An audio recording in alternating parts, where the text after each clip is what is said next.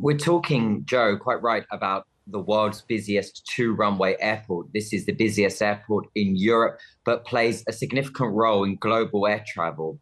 And we know what happens in the UK when a couple centimeters of snow hits the southern area and everything grinds to a halt, and you see the words travel chaos being bounced about. And that is just in the event of a few hours delay and the knock-on effect that has.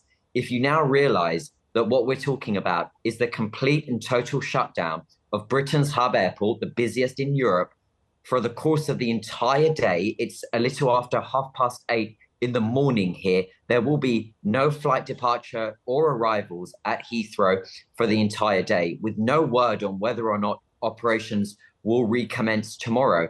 And to put that into context, there should have been around 220,000 passengers handled by Heathrow today. That equates to about 690 flight departures and 690 flight arrivals. None of that taking place, with aircraft in the wrong place, diversions happening everywhere, crew out of hours. This is going to have a significant impact that will be felt globally, not simply if just you are flying to or from Britain's hub airport, Heathrow. And we're just seeing some live shots of the mop-up of that fire at that electricity substation.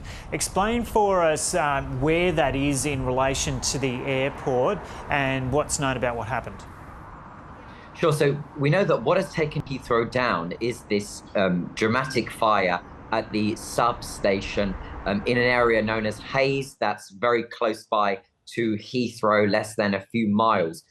Of course, there are questions being asked here in the UK this morning as to how a fire at a single substation has taken down Britain's hub airport in the way that it has. We've learned from a government minister here that apparently the backups that were in place in the event of something as, quote, catastrophic, and it was described as catastrophic by a UK government minister, in the event that something like this was to take place, what was to happen to those backups? Apparently, the backups were also affected. That's what we're hearing from the government. For airlines, they are kind of in the same boat as passengers in trying to learn what has happened and also receive any word as to how Heathrow plans to restore its service. And again, to put this into context, there is tremendous travel chaos that occurs when simply one airline, like British Airways, faces an IT issue, which they tend to every few months or so. You can imagine the sheer scale and volume of something like this that is affecting not just every airline, but affecting the whole area that is the area to house London Heathrow Airport.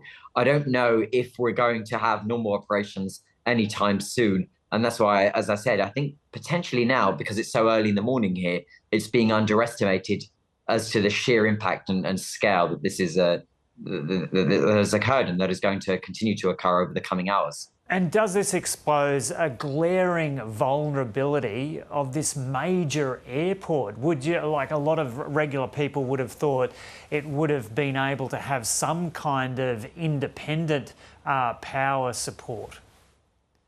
Well, as I say, we've heard that independence, the contingency planning, the backups are somehow also part of the failure.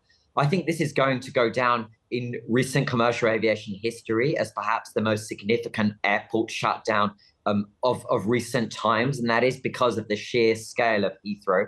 And all those questions, Joe, will understandably be asked after as to how is it that Heathrow was able to have been taken down from this single point of failure. What I will add is that, we spend so much time in commercial air travel and in aviation in ensuring that everything inside that perimeter fence is safe and secure for the continued, business continuity of safe operations at an airport.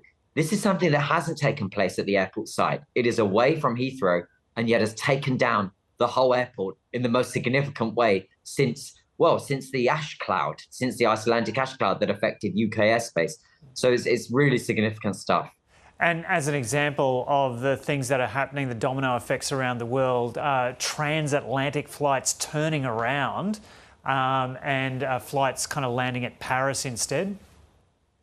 Yeah, so what we're seeing now is two things. We are seeing the aircraft that were en route from places at ultra long haul or long haul destinations bound for the UK. So that includes everywhere from for example, the likes of your Australian cities, including the Qantas flight from Perth that operates non-stop to London, but also flights from the likes of Tokyo, Los Angeles, New York, across the continent of Africa and the Middle East.